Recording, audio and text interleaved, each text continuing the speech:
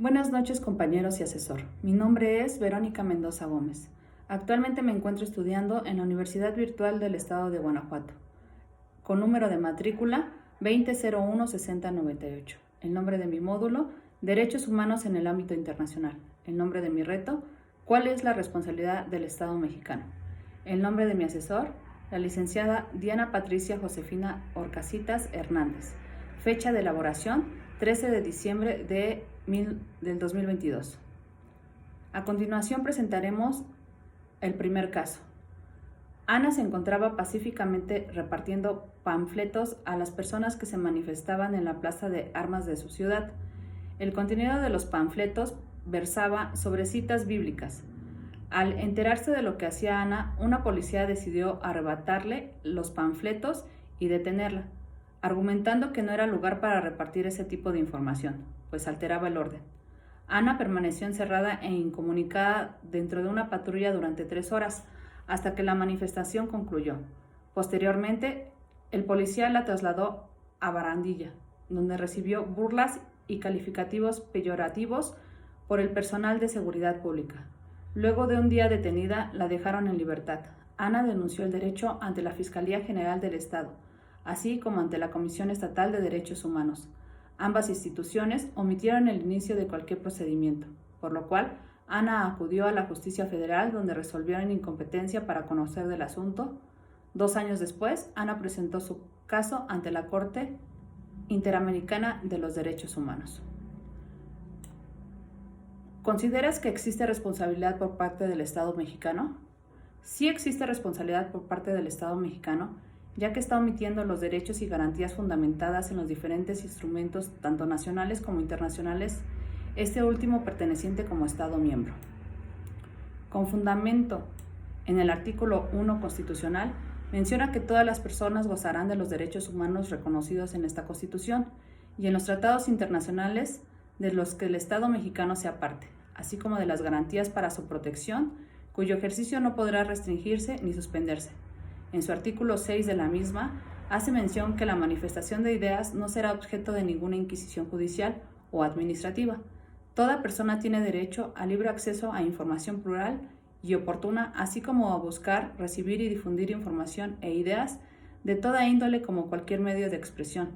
Recordemos que es inviolable la libertad de difundir opiniones, información e ideas a través de cualquier medio. No se puede restringir este derecho por vías o medios indirectos, en este caso de los panfletos, como lo hace saber la Carta Magna en su artículo 7. Toda persona tiene derecho a la libertad de convicciones éticas, de conciencia y de religión, y al tener o adoptar en su caso la de su agrado.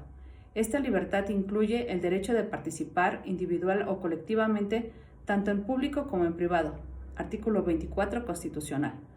Una vez que el Estado resuelve incompetencia, podemos mencionar que en el ordenamiento internacional, la Convención América de los Derechos Humanos, artículo 5, nos habla del derecho a la integridad personal, haciendo referencia que toda persona tiene derecho a que se respete su integridad física, psíquica y moral, que nadie debe de ser sometido a torturas, ni a penas o a tratos crueles, inhumanos o degradantes.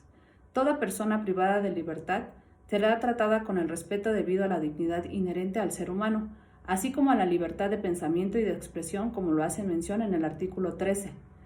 La Declaración Universal de los Derechos Humanos fundamenta en el artículo 18: todo individuo tiene derecho a la libertad de opinión y de expresión. Este derecho incluye el no ser molestado a causa de sus opiniones, el de investigar y recibir informaciones y opiniones, y en difundirlas, sin limitaciones de fronteras, por cualquier medio de expresión. Caso número 2. Durante la pandemia por COVID-19, el gobernador de una entidad federativa publicó un decreto por medio del cual se declaraba obligatorio el confinamiento en el domicilio particular de los habitantes, en un horario de 18 horas a 9 horas. Asimismo, se preveía una multa de 1,500 a quien infringiera esta disposición, de no contar con recursos para el pago de la multa. El decreto previo, 36 horas de arresto. Andrés, un hombre de 34 años de edad, en situación de calle, caminaba por la avenida principal de la ciudad a las 20 horas, cuando un militar lo vio, lo detuvo y lo presentó a la Secretaría de Seguridad Pública, donde le fue exigido el pago de la multa. Andrés argumentó no tener casa, habitación, familia ni dinero para pagar la multa. Como consecuencia, fue privado de la libertad durante 36 horas y boletinado en redes sociales como el primer detenido. Un sinvergüenza capaz de negar a su familia con tal de no pagar la multa. Derivado lo anterior, fue localizado por una asociación civil, a través de la cual se planteó su caso en jurisdicción militar y ordinaria hasta ponerse de conocimiento a la Corte Interamericana de Derechos Humanos. ¿Consideras que existe responsabilidad por parte del Estado mexicano?